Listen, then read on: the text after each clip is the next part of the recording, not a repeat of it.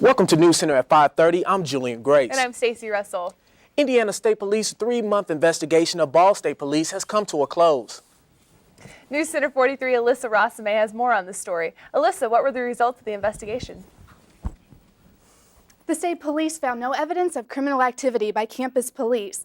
Vice President of Student Affairs, Doug McConkey, told us the results of a review that began in August on allegations of misconduct with the police. Well, State Police looked into a number of allegations regarding the University Public Safety Department, and they gave us a report this morning. We met with them and went through it with them. And as reported already, they have found in working with the local prosecutor that there are no criminal charges to be filed. There's no substantiation of criminal. Although no criminal charges have been charged against anyone, Ball State President Blaine Brownell has put together an 8-member advisory group to review parts of the state police investigation report. They will be focusing on 2 specific instances. One having to do with potentially some irregularities in the submission of timesheets by a couple of officers, and the other an incident that we believe may reflect behavior unbecoming an officer. And we want the task force to look into those to see if there's any disciplinary action that we ought to take and make recommendation through me to the president. Those 2 instances reportedly took place more than a year ago. McConkey says the group will follow university policies in determining what, if any, disciplinary actions to take. Reporting live from the news desk, I'm Melissa Rossame. Thanks, Alyssa. Taliban and al-Qaeda detainees are en route to Cuba tonight. Bob Franken has the latest on the war on terrorism from Washington. You can hear the airplane behind me. It's on the ground now, but there's been a steady flow of flights in and out of Guantanamo Naval Base in Cuba, a steady flow for the last couple of weeks. Many of them bringing in the new security forces. They have set up a maximum security facility, maximum security, at a place called Camp X-Ray in a corner of this base. You might remember the name.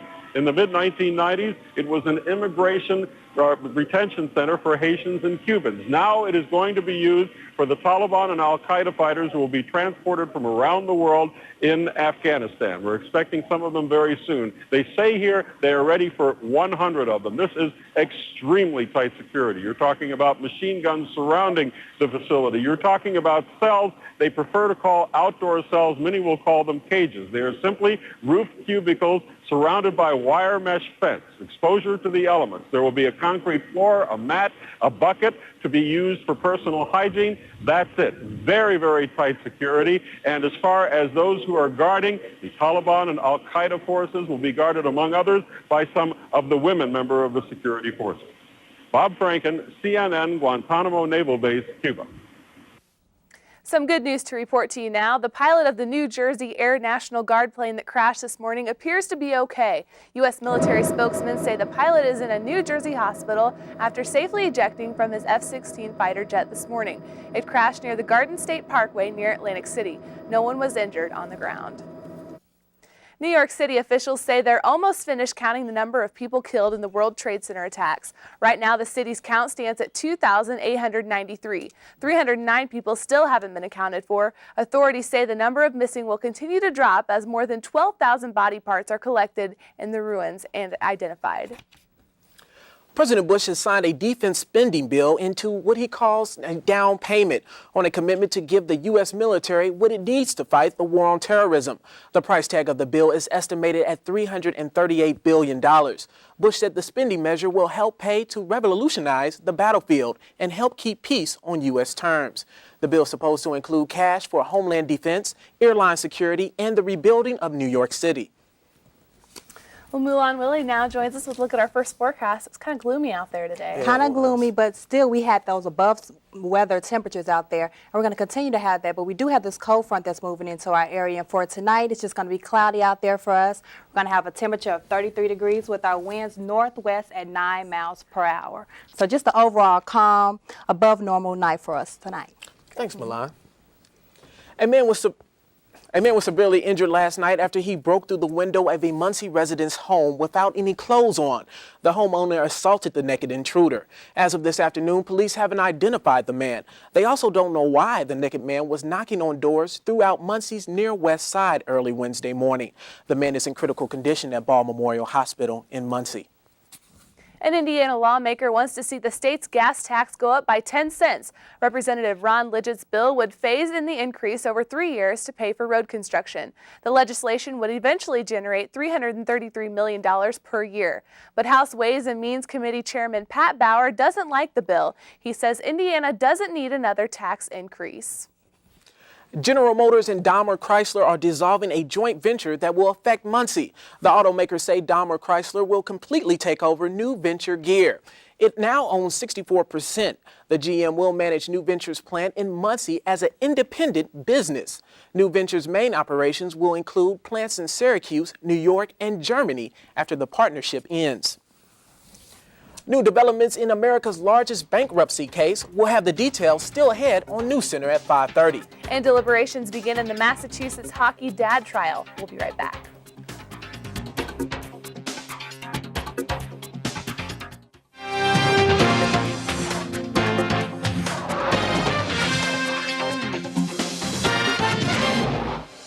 The hockey dad death trial is in the hands of the jury this evening. Thomas Junta is charged with manslaughter in the death of Michael Costin. The two tangled after an argument over rough play at their son's youth hockey practice. Junta claims he hit Costin in self-defense. Keith Oppenheimer has the latest from Cambridge. The jury in the case of Thomas Junta has just a few scheduled hours to consider the case today. We'll see what happens, but a key point is that Thomas Junta testified in his own behalf, and a real question is to what degree the jurors will believe his story. I call him the gentle giant. As his attorney, Thomas Orlandi Jr. made closing arguments. Thomas Junta hung his head at the defense table one day after he'd taken the stand to describe the events of July 5th, 2000. Junta had gone to this skating rink in Reading, Massachusetts to watch his son's hockey practice and became upset when he saw a rough play on the ice. He confronted Michael Costin, a father of four, and the practice supervisor. Two brawls took place between the men. The first fight was broken up. The second left Costin unconscious and eventually dead. Junta says he was defending himself. While he admits to punching Costin 3 times, he says Costin, wearing hockey equipment and skates, was the aggressor. It was like, I mean, why is he even jumping at me so fast? It was like crazy. I couldn't understand it. The prosecutor's version is Junta was in a rage. They've relied on medical testimony that describes severe damage to the back of Costin's skull and on witness testimony that Junta repeatedly hit Costin even when Costin stopped responding. Thomas Junta takes his head and slams it into the floor. Self-defense? Does that sound like self-defense to you? The jury, made up of 9 women and 3 men, have a few options, including voluntary manslaughter, involuntary manslaughter, as well as acquittal. If convicted, Thomas Junta could face up to 20 years in prison. Reporting in Cambridge, Massachusetts, I'm Keith Oppenheim. Now back to you. The company that audited Enron says a significant number of the bankrupt energy's traders' documents have been destroyed. Arthur Anderson, LLP, made the disclosure as a host of law enforcement agencies and congressional investigators made requests for Enron's books. The accounting firm calls the number of destroyed documents and deleted electronic files significant but undetermined. It says company policy requires some destruction of the documents, but it says millions of documents remain. Malam joins us with the weather. Now, it was kind of warm. I liked it today. I thought it was pretty warm. It was kind of warm. We still have those above normal temperatures out there, so that's something to look forward to. But I know, Stacy, you like the colder weather. Right. You I like all the snow. and that's coming our way. And I'll have your complete forecast right after the break.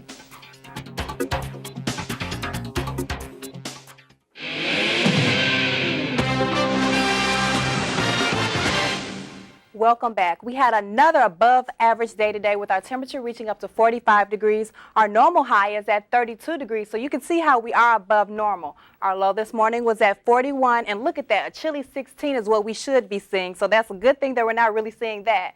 We see South Bend got up to 42 degrees, Evansville got up to 52, and right in the middle was Muncie. We got up to 45 degrees for our high for today. Now, as we look at what's going going on out there right now. It's cloudy with a temperature of 44, so that above normal temperature is still holding on out there. Our humidity is at 71%.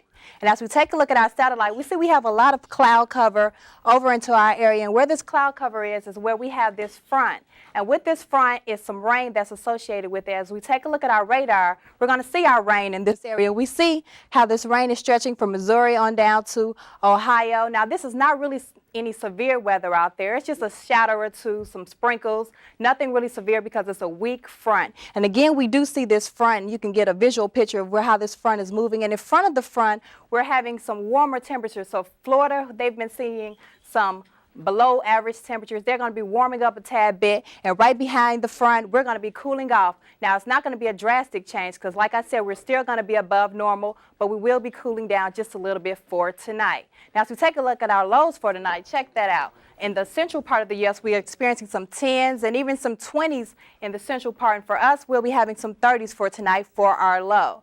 Now, as we take a look at for tonight, look at that. It'll be cloudy out there with a low of 32 degrees, and our winds will be northwest at 9 miles per hour. Tomorrow morning when you wake up, you're going to be waking up to some partly cloudy skies with a temperature of 32 degrees, and our winds will be northwest at 9 miles per hour. Now, tomorrow we again have this front in our area, and we can see how it's moving more southerly, and it's going to be getting some rain in Kentucky and Tennessee. But again, no rain in our area, so get out and enjoy tomorrow because on Saturday, the snow comes our way. So get out and enjoy it now. And for tomorrow, look at our highs. We see we'll be experiencing some 40s, some 30s up in the Great Lakes regions, and 50s on like the southern region of our highs for tomorrow. Now, tomorrow, take a look at that. We're going to be mostly cloudy with a high of 40 degrees, and our winds will be northwest at 11 miles per hour. Saturday, Sunday, and Monday, look at that. We see the snow coming in on Saturday, and again, it's coming back on Monday. But Sunday, we do get a break from that, I guess, slushy type weather, as we'll see some sunshine on Sunday. So I guess Sunday is something to look forward to. So it looks like it's going to snow, but it might not stick and cause too much of a problem. Right, because we still have those above normal temperatures, which won't cause it to stick. So. Right. So that was an excellent report, but I don't know about the snow, Milan. I don't think I really like too much snow. Hey, like it is the winter season, so we have to put that snow in there sometime. That's right. You know? Well, that's true. You know, it's football season, and we got to have a little coldness when it's time for football season. And that brings our next man up to bat, Joe McGowan. Now, you know, the football season is over with, but playoffs are beginning. And my team, the Colts, are not here, so I'm kind of down, a little bit depressed about that. No, see, I'm from Cincinnati, so I'm used to all this anyway. So it is playoff time. The wild card weekend kicks off on Saturday afternoon. I'll have that for you, as well as Ball State highlights from this weekend, or from last night, as a matter of fact. And they're all coming up after the break. Okay, cool.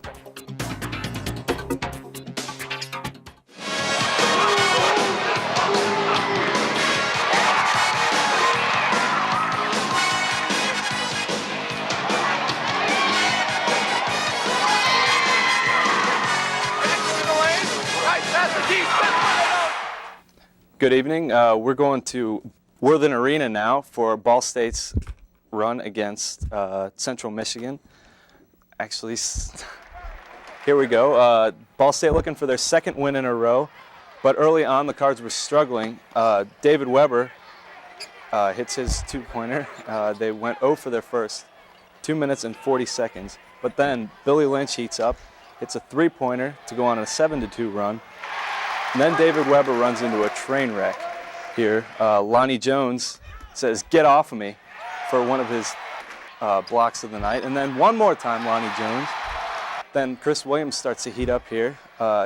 Starts hitting threes, not one, not two, but after the obvious charge and steal against David Weber, hits his third three in a row. And then Petey Jackson hits one more three before the end of the half.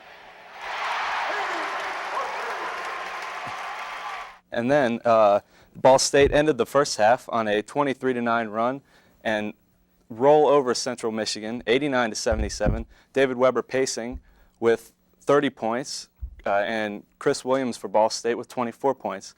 Next up is Saturday at Toledo at 7 p.m. St. Louis Rams quarterback Kurt Warner was a little choked up Wednesday night at the press conference announcing his second MVP award in 3 years. The award did not exactly come as a shock, but Warner was ordered by doctors not to speak due to a throat injury suffered in last Sunday's game. He answered questions through email and through his wife, Brenda. Warner led the Rams to an NFL best 14-2 record while passing for the second highest total in history. He beat out fellow Ram Marshall Faulk for the honor.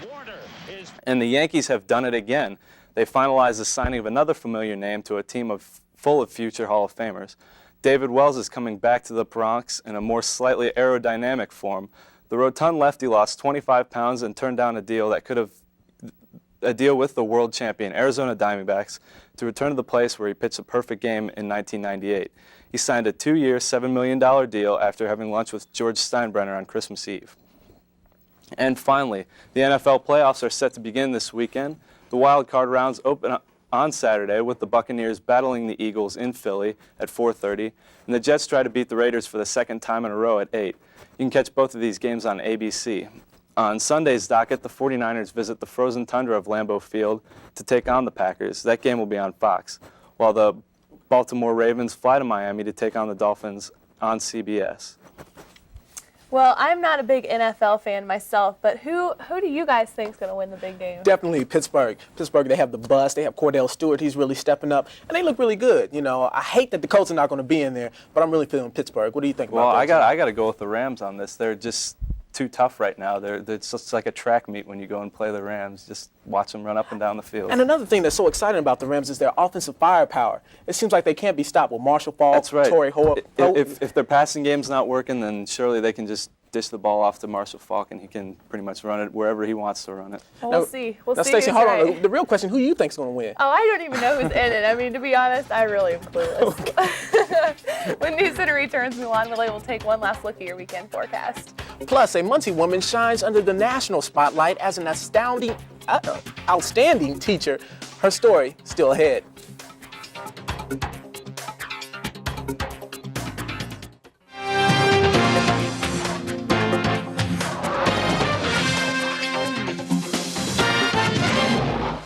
Each year, the Dow Jones Newspaper Fund searches across the country to find a journalism teacher who stands out above the rest, one who makes an impact not only on his or her students, but to journalism as well. This year, that teacher is one of Muncie's very own. In a story he filed for CNN's Student Bureau, here's Dustin Grove with her story.